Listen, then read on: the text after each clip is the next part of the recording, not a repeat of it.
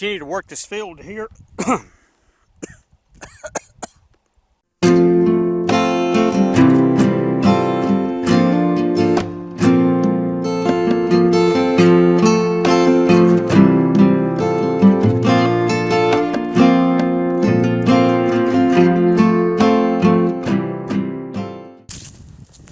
Hey guys, SCdigger here with Saving History. We are back down in the low country again, and we're going to check out a new spot. Now this is a tract of land, very large tract of land that I have permission on, but was looking at some maps, old maps, and came across a 1918 topographical map for the area. And so I did some overlays with the current position and modern aerial maps using historicaerials.com, and saw a little spot, like a dot, that would have indicated a home site in an area that I had never been in. And so I know it's a 1918 map, so I don't know if it's going to be a turn of the century house site. I don't know if it could be older, late 1800s, maybe push us back into our mid 1800s that we're trying to get into. But I don't know if it may not even be here. So what I'm going to do is I'm going to literally just walk right to the spot where it's supposed to be, and we're going to turn on the machine, and I'll kind of take you through the process that I go through when I'm trying to identify a new site, and we'll see if it's here, and then see if we can't date it if it is here. So while we walk here, something cool, check it out. Been a long time since we've had some good saving history gear, and thanks to the folks at Teknetics.com, we've got saving history t-shirts, long sleeve shirts, hoodies in pretty much any color you might want, pretty much any size you might want. So I'm going to put a link in the description below. That way you can go check it out for yourself if you might want to pick up a nice saving history t-shirt. So hunting conditions aren't great, as you can see. Supposedly the house site is right in here somewhere. I'm just looking to see, haven't even looked to see if there's any china or anything like that. But yeah, we got, this is where they tend to quail hunt and stuff. So they keep this pretty tall. What I may do, there's a fire lane that runs right over there, so we might get in there. But even if it's kind of in the middle here, we should hear iron right here if it's here. So we'll turn on the machine and see what we hear. Going to be using the Teknetics T2 Plus today. Got the regular stock coil on. Not really planning on getting into a lot of heavy iron. We got a lot of other sites we're going to check out. Some that we've pounded on, some that we haven't hunted hardly at all. It may be a little bit later, post-Civil War, but who knows, there might be something cool in them. But I'm going to turn the machine on, and as you see here, when you turn on a Teknetics machine, it's going to cycle through the serial number first.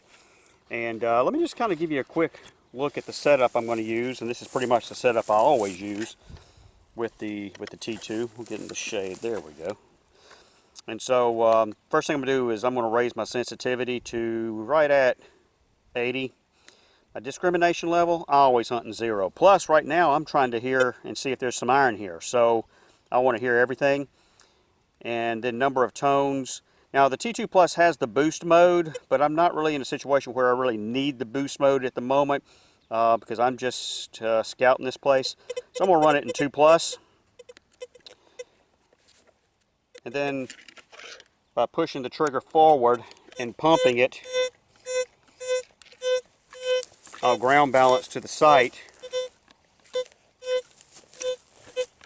Sorry about all the movement there.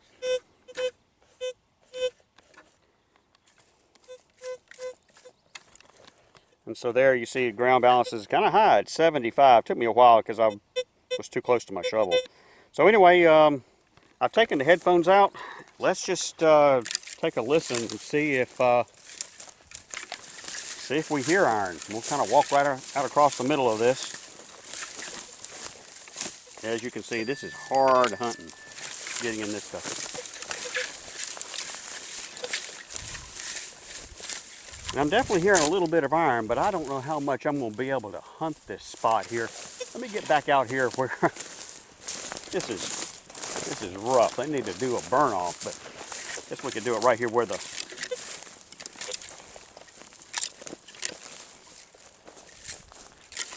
not a lot of iron. And of course, how accurate the map is, I don't know. So let me work my way down the spire lane here, and I'll bring you guys back in if I come across anything. I'm gonna kind of crisscross around this corner of the property here, see if I can't find it. I made a pass down one fire lane and back up another one that crisscrossed where I thought the house site was. And so I really just started working my way back up to the truck so I could go to another field, and started, you can hear that.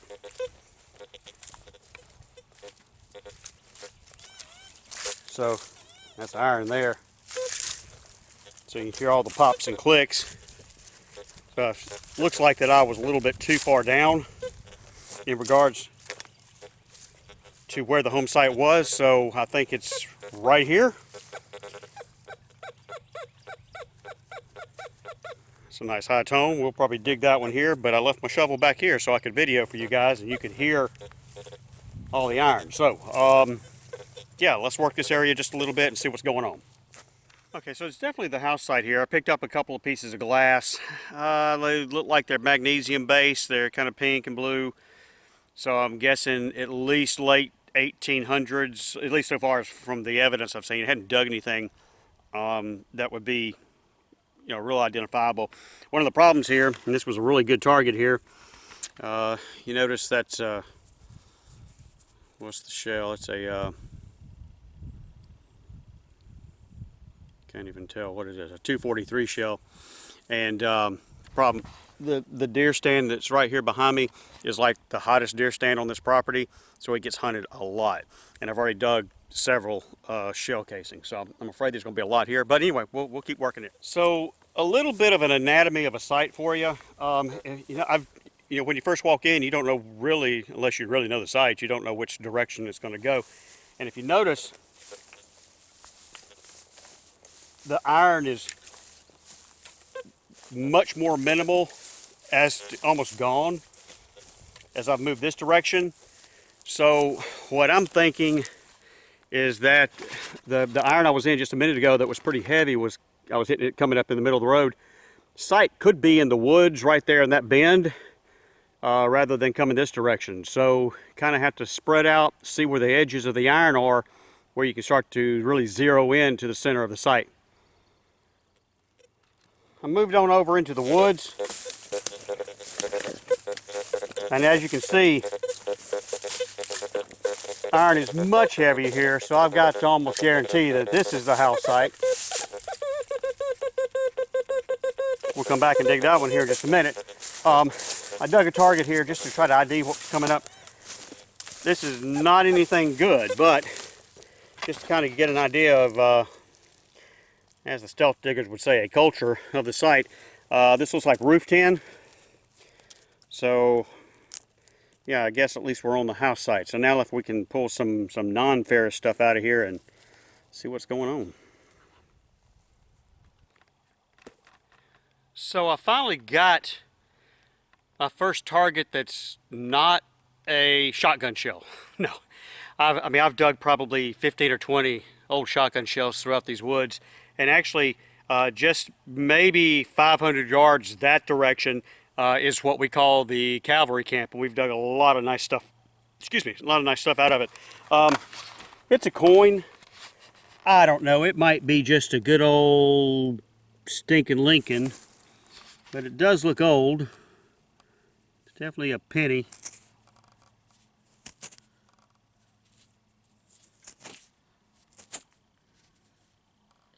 Looks like we got Lincoln on that side. And I think it's a Wheatie.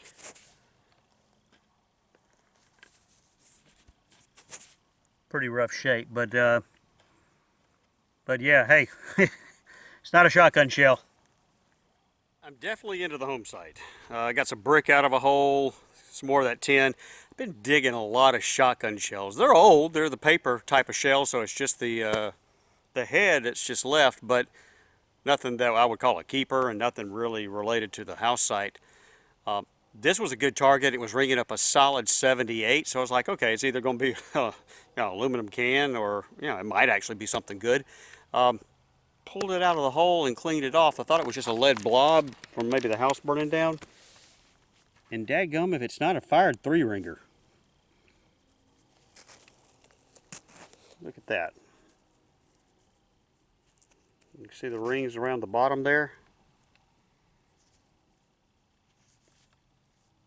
Probably impacted sideways. But yes sir, we'll take that. We're on the board.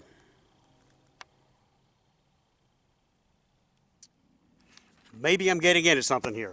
Another round object in the hole. Again, it looks about like the last one, almost like a penny size, but it's right there.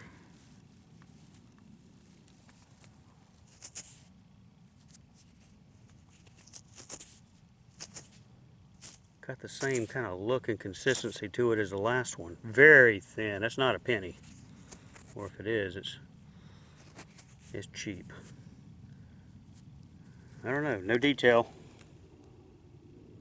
We'll brush it a little bit, but I'm gonna guess it's another, I don't know, it's hard to guess.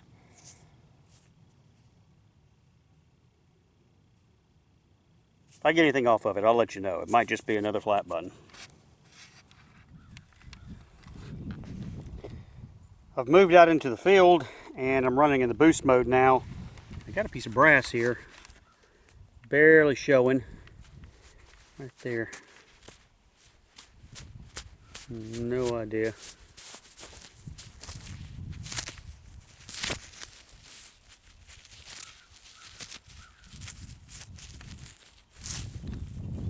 I'm gonna guess it was probably attached to either wood or leather, maybe around a keyhole. It's kind of a cool piece. It's old.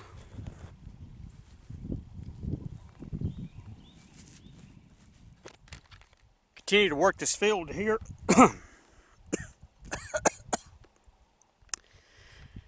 Continue to work this field here, and it looks like I got a piece of brass in the clump here. See it right there. The side. It's kind of bucklish. Looks like a D buckle. Oh yeah. Nice brass D buckle.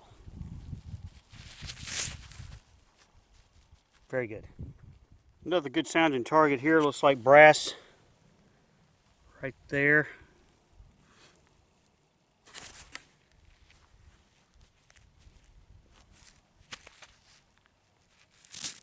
It's a lot keyhole cover. Love these.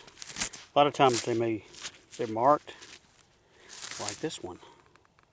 MW and Company. Sweet.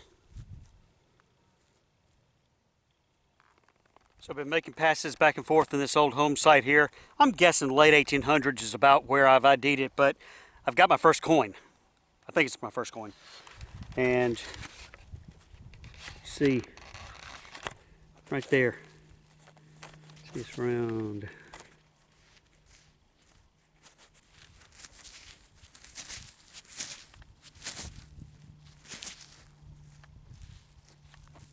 Looks like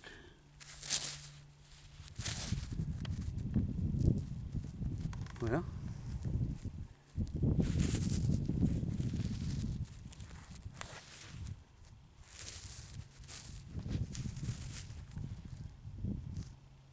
is that a freaking penny? Holy cow. At least it's a wheat cent. Oh my goodness. Okay. Well, it is a coin. Let's keep going. Got another coin object here, but it's also looking like it's penny-ish. like the last one. And it's gonna be another Wheatie. Oh, I've got to dig a 1909 VDB out of here. That'd be cool. But, you know, if I'm digging wheat cents, that means there might be some silver. Let's keep digging. There's some big piece of brass right over there that flipped out when I flipped the plug. Looks like it might be the like a compact case or something like that.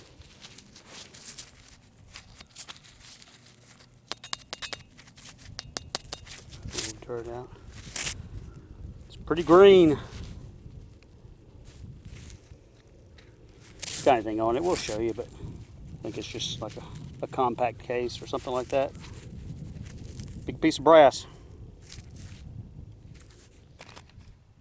Okay, so I've moved on to another field that has produced colonial and Civil War stuff, and got a good brass target. Well, I don't know if it's good, but it's a brass target and it's round. I see a hole. If I were to guess, it's going to be like a keyhole escutcheon or something like that. That's exactly what it's going to be. Very cool, and that's old because that's what this field is. This field is much older than the house site we were in just a little while ago. Good brass target. So it looks like I might have a little cuff button in the hole now. So let's go down here and take a look at it. There.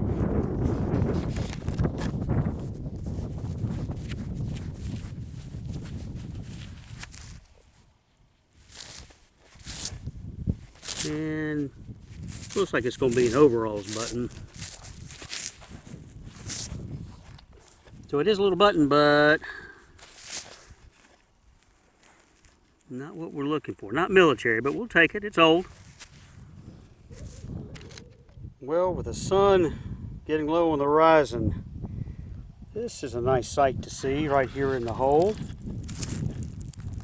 Right here. Knapsack JHook. Sweet.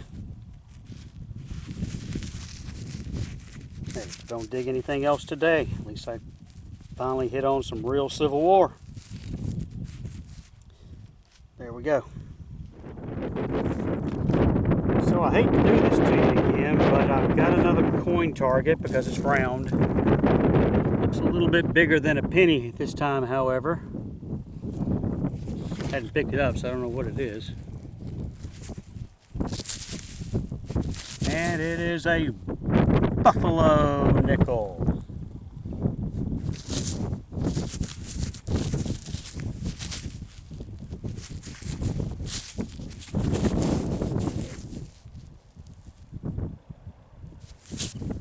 Let's see what the other side looks like.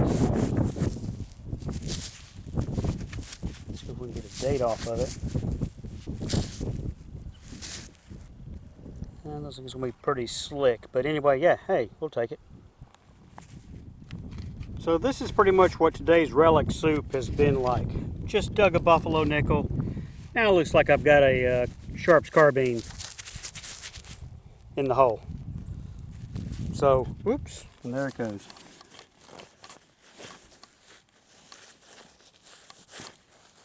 All right, I'll find it.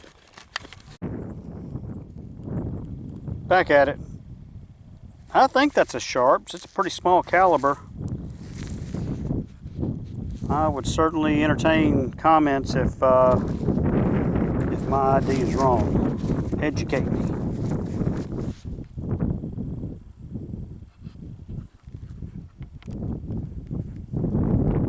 Whew. That's a long day of digging. And we got some things, a little bit here and there. As I said before, it was Relic soup. We had everything from colonial period to Civil War to late 1800s and even some early 1900s stuff. So a little bit of everything in the pouch. So for my wrap up, yeah, we're going to do the old pouch dump. That's kind of what works for me. Nothing fancy when it comes to the vines. There's my stealth tool there.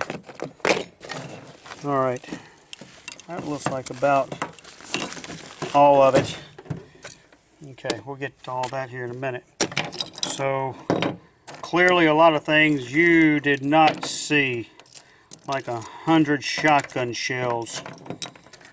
There's the Lincoln scent. I guess it's a Wheatie. Let's see if there's anything else interesting in here that we didn't see before. Here was something. I don't know what that is. It looks like it has Eloise,